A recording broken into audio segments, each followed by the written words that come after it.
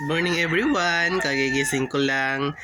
I just want to say thank you sa lahat ng mga followers ko sa YouTube, sa Facebook.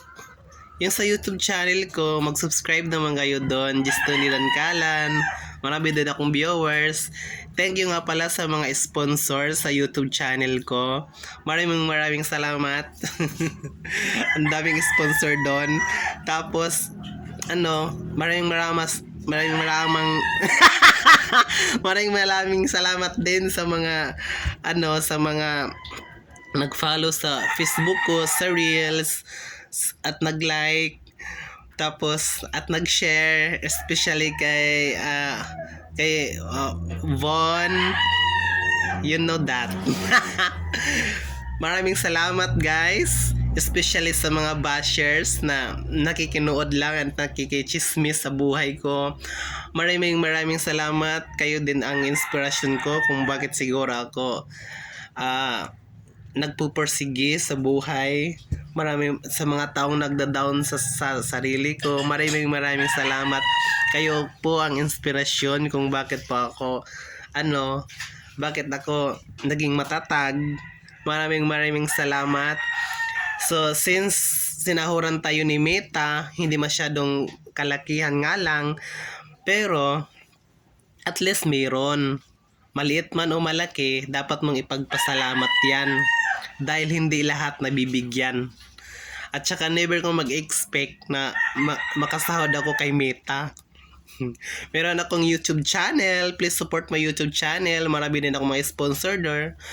Maraming salamat nga pala sa mga sponsor sa YouTube channel ko. Please subscribe my YouTube channel, Tony Dancalan. Sa lahat din po ng mga bashers, dahil kayo po ang dahilan kung bakit naging matatag pa rin ako, nakikichismis sa buhay ko. Maraming salamat sa mga bashers dyan. Kahit mag-unfollow kayo, okay lang. Basta at least meron pa rin sumusuporta sa akin. Hindi naman talagang mawawalan yung mga taong naiinggit kay when it comes to insecurity, there is no medicines for that. You need to take note that one.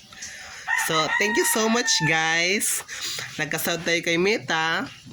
Since sinahuran tayo ni Meta, so pipili ako ng 5 subscriber ko doon sa YouTube channel ko. So, bibigyan ko sila ng GCash. Pipili ako ng 5 na mabibigyan ko sa GCash. Huwag kayong mag-expect na malaki. Siyempre, maliit pa lang yung sinahod ni Meta sa atin. So, maraming nagsasabi na hindi ka ako makakasahod, ganun. Pero,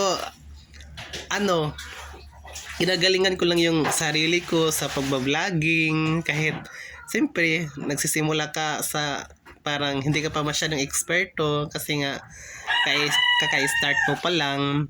Ganun talaga, mahirap sa simula. But time to time, magiging mahanas ka rin sa trabaho mo. Ganon, sa simula lang yan, mahirap. Pero pag meron kang dream na gusto mong tuparin, matutupad mo yun. Magtiwala ka lang sa taas. Yun lang, maraming salamat. Please watch and subscribe my YouTube channel, Tony Dancalan. Bye!